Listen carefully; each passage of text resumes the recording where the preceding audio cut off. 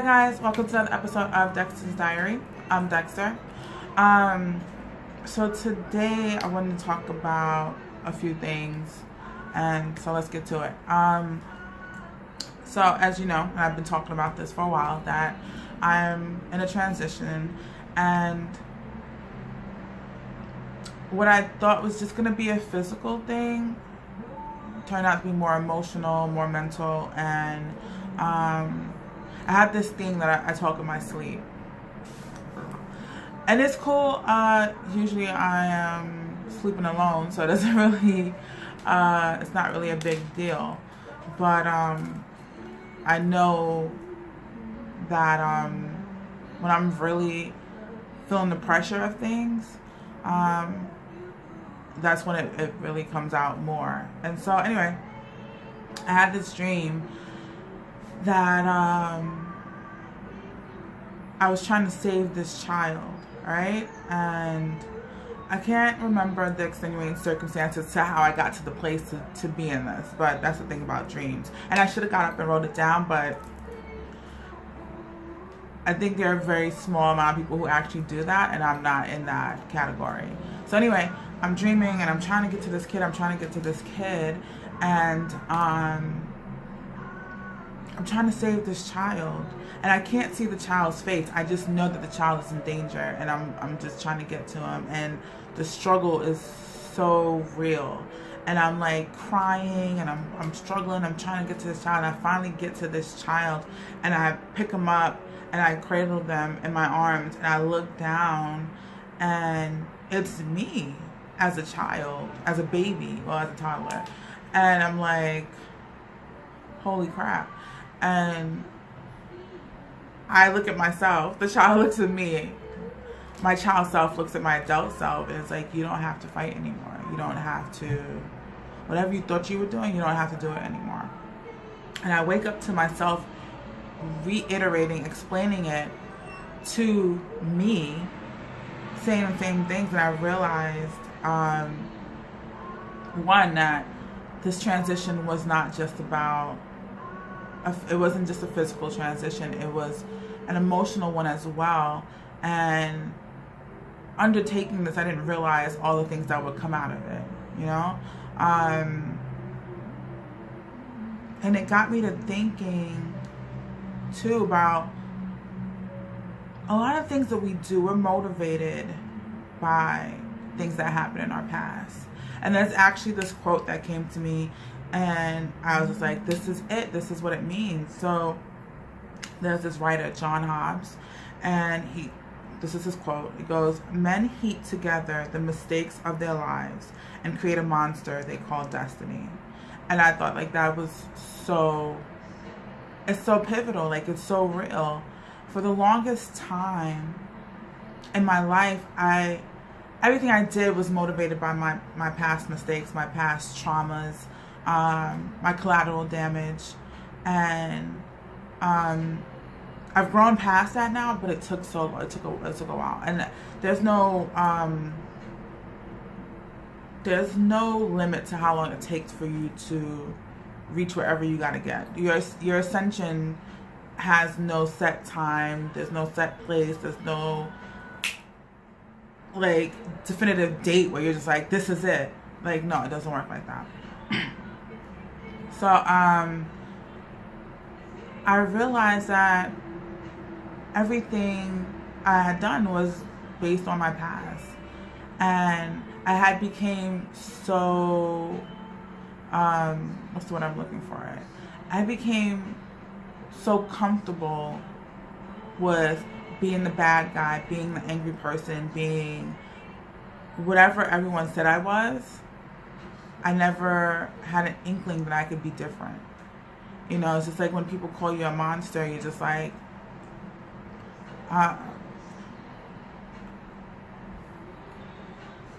remember the Batman movie with Bane? And he's explaining his life, his early life and everything else, and how he just became who he was. And it just, I know everyone was rooting for Batman, but I was rooting for Bane. Because his character resonated with me. Like, I felt the same way. Like, I was born of darkness, and I had never seen the light, and so all I could do was be what I thought I was. And I played that role. I played it to the T. Like, I should have gotten an Academy Award for it, because I was so good at being the bad guy. And when people would say like, "Oh, you're messed up," or "You're this, you're that," and I'd be like, what did you expect? Did you expect something different? Like, what were you looking for? And although I wanted to be close to people, although I wanted to be nicer or whatever, I just couldn't, because I was just so, I had used everything in my past to become who I was. And I now realize, and this dream is part of that too. I think, dreams, for me, my dreams are prophetic. Some of them are just like crap, and it's just like whatever my subconscious mind has dredged up for the day. It was like, ah, here you go, bye. But for the most part, and even those I feel have some truth to them, it's probably just some things I didn't peep when they were going on. But I realize now, like, I don't have to. I realized a long time ago, but I think this dream was just so pivotal in this point in my life. Like, everything that I was doing was to protect the child, my child self, that hadn't received that protection. When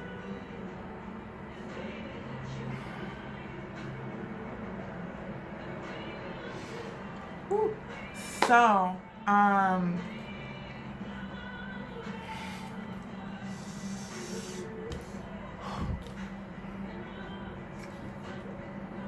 going back to,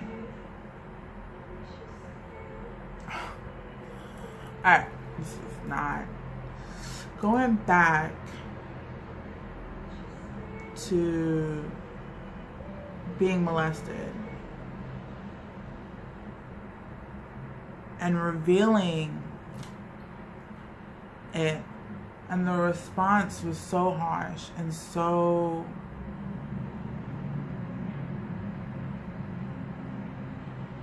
it was so harsh, and there was no I'm sorry, there was no it should have never happened, there was no nothing. And even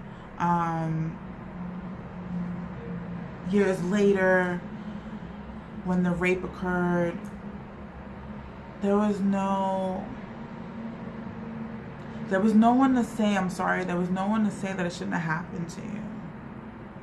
And I spent my whole life feeling like the only way I could protect myself was to essentially be a bigger version of myself. Like, I didn't have an older brother or older sister or anybody or anyone to protect me. So I created this whole persona based on that to give me the protection that I never got. And I've come to realize now, and I feel like the point of the dream was to tell me, like, you don't have to do that anymore. Like, the very person that you've been trying to protect, you don't need to protect anymore. Like, you can let that go, and you can move on.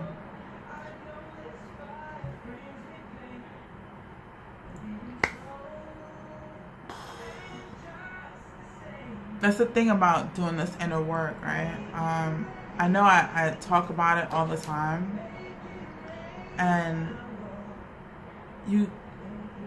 the thing about doing it though is that you got to get to the darker parts of yourself. You got to get to the memories that you have buried and you've dredged down, and you never forget. Like, your memory is ever churning, ever moving. Like, it does not forget though. Like, your brain has all these little pockets. Scientists still haven't figured out how this beautiful mechanism works, but you never forget. And you think that you're done, or you think that you're past things, and you're not. And then in the spirit of transition, when things are happening, you get these messages, and it's just like, girl, you don't gotta fight for who you were before. Like, she's okay. Everything that you've done up until this point, like, it's good. You're good. And now you can live for yourself. You're not defined by your pain. Your pain is not your destiny. Your trauma is not your destiny. Now you're at the forefront of discovering who you really are. Before everything happened, before your innocence was taken, before people trampled all over your feelings, before you felt like you weren't protected, before all of this.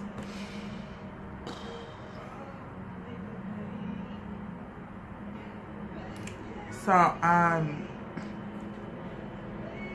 the only part of this that I wrote down was the quote, and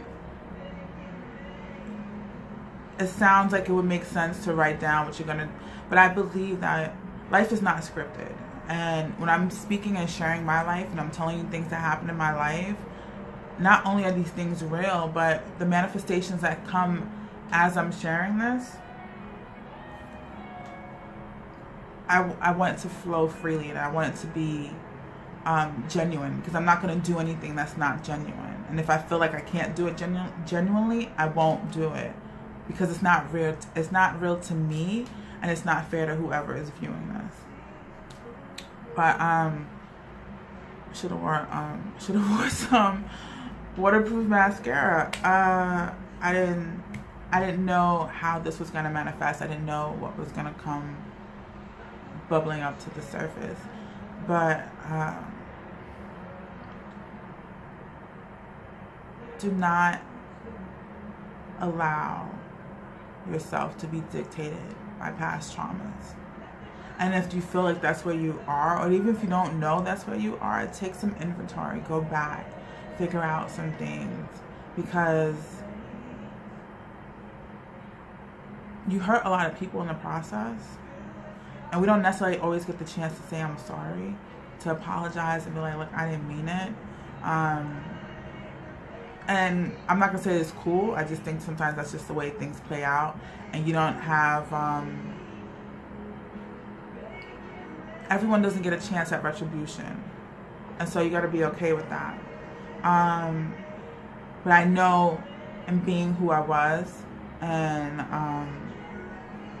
though it was necessary for me to be that person at that time, a lot of people got hurt in that process. And there's a lot of people I'll never see again. And should they happen to see this video at this moment or any moment in their lives, I do want to apologize. I sincerely apologize for the pain that I've caused you. At the time, I was a different person, and I lived differently. And you know, as a child, we do things as children, and when we grow, you know, to know better is to do better. And that's where I am in my life. Like, I know better now, so I do better now. And it's not to say like who I am is completely removed, because it's a part of me, it's a part of my personality. And I feel like it'll be there anytime that I feel like I have to protect myself. Anytime that I feel threatened, or I feel like I'm about to be victimized. It'll be there to be like, no, this is not going down. But for the most part, though, I know now that I don't have to. That little girl inside of me that I was shielding no longer needs to be shielded. Like, she's good. And now, as a grown woman, I can move forward and be clear and concise with my intentions, the way I treat people, and how I move about in my life. So your trauma doesn't define you. It'll be a part of you, and I don't think it ever really goes away. But just know, like, it's not necessary to your future. You don't need it to be a better person.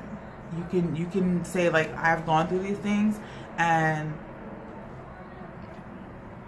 make peace with it. On some level, make peace with it and move forward and define yourself for yourself. Because what happens essentially is all those people that victimize you, all those things that you've gone through, to continue to live in that space, to continue to live in that space, you are giving power. You're losing your power. You're giving your power away.